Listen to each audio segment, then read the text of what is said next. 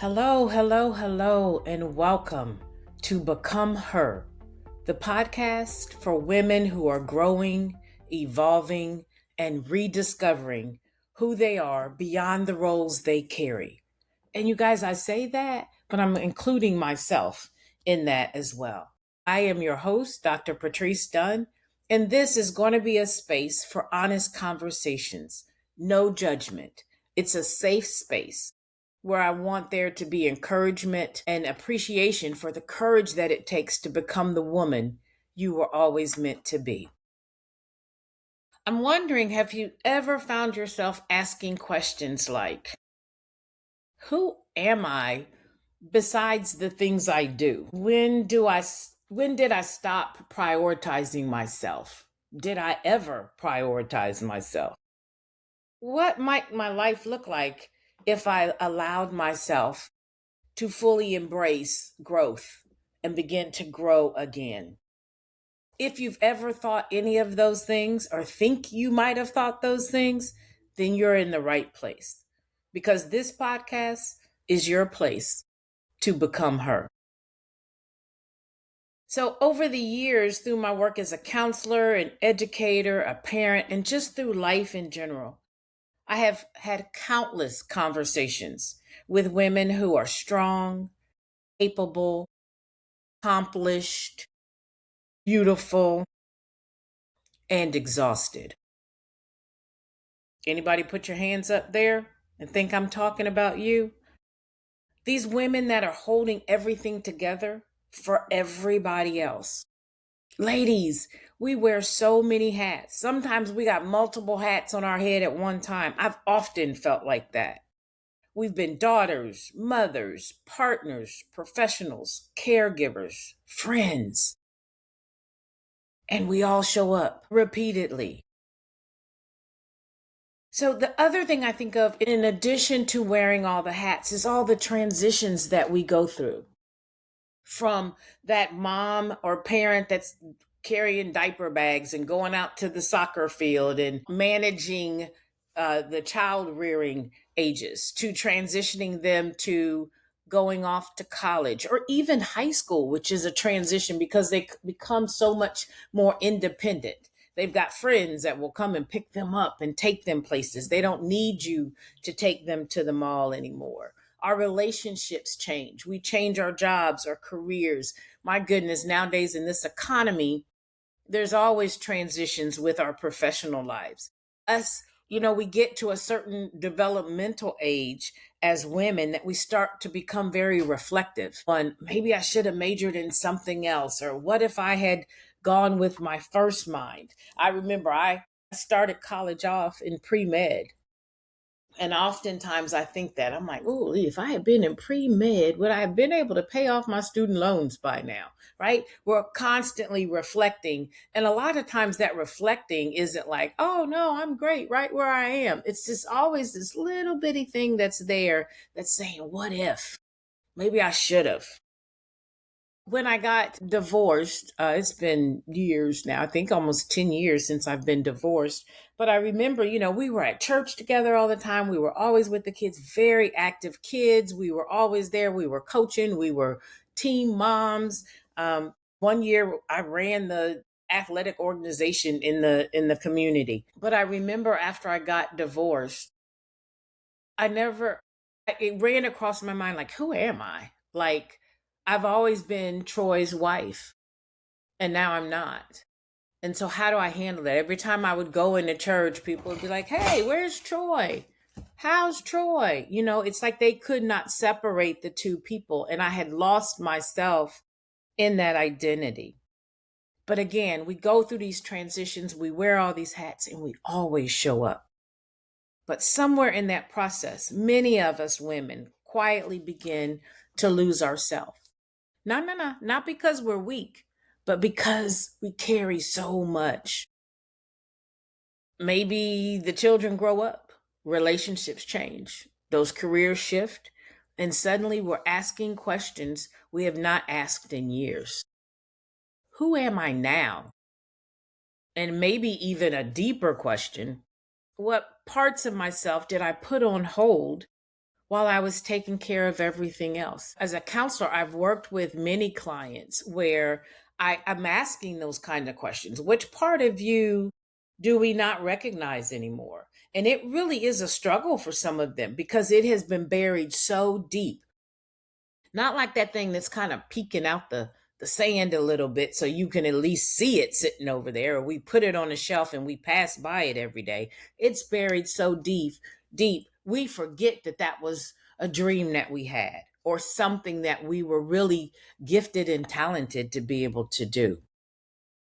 So, if I was being completely honest with you about something, I believe the struggle of being a woman is real. Many of these women that I've talked to talked about the struggle, that we struggle in silence, that we don't really feel like we have people that would understand. So there's a lot of isolation and loneliness. Many women talk to me about just feeling judged, just having hesitation about even coming out and joining Become Her because they didn't want other women to judge them. I say this often: comparison is the killer of confidence. And we have to be confident in who we are, who we were created to be. But we're constantly comparing ourselves to others on social media, PTA meetings, and it's taking a toll on us overall. So it's not the constant suffering, but the weight of those expectations, the pressure to keep everything moving, juggling all those balls or all those plates, and they have to keep moving at the same time, or the responsibility of being dependable for so many people. Everybody's looking for you. I talked to a lady today who lost a nephew of hers, and she is that person in the family that everybody goes to. She organizes, she gets the eulogy together, she's notifying all the family members. And she is thousands of miles away from home. And if you know, this is not the time to be flying internationally. And so that struggle is real. Many women are successful on the outside, but still feel disconnected and dissatisfied for themselves on the inside. You can be strong and still feel tired. You can be capable and still feel uncertain. You can be doing everything right and still wonder if something is missing. So ask yourself, when was the last time you paused long enough to ask yourself how you're really doing?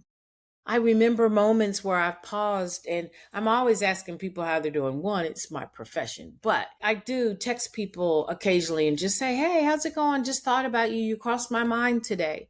And then I get in my feelings and I realize, who's asking me that? And I'll tell you what, when somebody asks me that, it rocks me so far back on my heels, I don't even know how to manage that. Interesting. The struggle doesn't disqualify you. It actually oftentimes reveals your strength. Some of the strongest women I know were shaped by difficult seasons.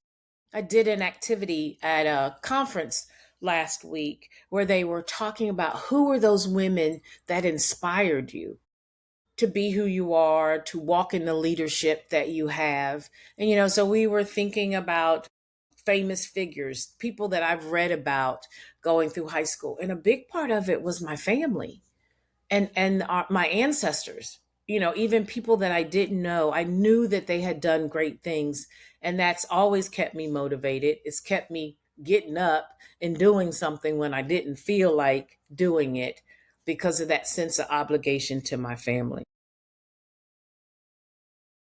Those difficult seasons, those moments where we were thrust into a period of growth, moments where we had to rethink who we were, moments where we had to decide whether we would stay stuck or would we rise. That reminds me of Maya Angelou's poem, And Still I Rise. So consider this question: what challenges in your life have helped you shape the strength you carry today? It's a great place to just sit And you guys, listen, we got to get comfortable being uncomfortable sometimes, because I believe that's where growth happens. And so it's easy just to kind of repeat the questions that I'm asking you, but I really want to encourage you to sit with it, especially if it makes you uncomfortable. And especially if you can't come up with an answer, walk away from it, come back and revisit it, because you're worth it. You are worth it. Becoming is not a destination, it's an opportunity to choose. And you all have chosen to become her. It's a movement, it's a process. It's the ongoing decision to grow into the next version of yourself. But you got to be intentional. Sometimes becoming means rediscovering passions that were put on hold. Sometimes it means setting boundaries you once avoided. Sometimes it means letting go of identities that no longer fit the woman you are becoming. You guys, if we're growing and becoming, we're not who we were in our 20s. And I thank God that I'm not the woman I was in my 20s. I know so much more, so much smarter. I make better decisions. So ask yourself, what part of yourself is asking for more attention in this season of your life? Wherever you are in the lifespan. If you're just starting parenting, if you're done parenting and an empty nester, if you're now grandparenting, if you were married and now divorced, if you were divorced and now remarried, all of those things. So, what part of yourself is asking for more attention in this season of your life? Is it your dreams, your peace, your growth, or your voice? Now, listen here, ladies. I'm super excited about this. And this is going to be part of the playbook that I will offer. I'm going to start writing permission slips. I remember as a school teacher having to gather permission slips when we were going on a field trip. We're about to do something new and exciting, but I need to get permission. And so I have designated myself, thank you very much, as the person that writes the permission slips. You need a permission slip? I am here to sign it for you. Many of us don't need more advice. We just need some permission. Permission to pause, to reflect, to grow, and to choose ourselves again. In the journey to become her, these permission slips are gentle reminders that you are allowed to evolve beyond expectations, your expectations and the expectations others have for you. Evolve beyond the roles and those identities and the limitations. As you read through them, consider which ones you need the most in this season of your life. Growth often begins the moment we give ourselves permission. Sometimes the hardest part of growth is giving ourselves permission to see our struggles differently. We call that reframing. In this episode, we talk about how difficult seasons can shape strength and resilience. This permission slip is a reminder that your challenges do not define you. They can actually refine you. You have permission today to honor where you've been, to recognize the strength you've gained, and continue moving forward with courage. I love that word. So let me offer something to you today, a permission slip to grow, to rediscover yourself, to dream again, and permission to take up space in your own life. Every woman listening to this podcast is somewhere on her journey of becoming. So, before we close today, I want you to remember something. Your struggle is not the end of the story. The seasons that stretched you and challenged you and forced you to grow were not meant to break you. They were shaping the strength you're actually carrying today. You guys, ladies, you're not behind. You're not too late, and you are certainly not alone. This is your invitation to grow, to rediscover yourself, and step into the woman you are meant to be. Thank you from the bottom of my heart for joining me in this very first episode of Become Her. Please take a moment, invite others to join us on this journey so we can be there and support one another. I will send you a message about the next podcast because I got 1,000 topics going through in my mind. So I need to pray a little bit and figure out which direction we're going to go in our next episode. But until that next time, I want you to remember, you are not finished. Your story is still unfolding. And every step you take forward is another step toward the woman you are choosing to become her. Make it a great day.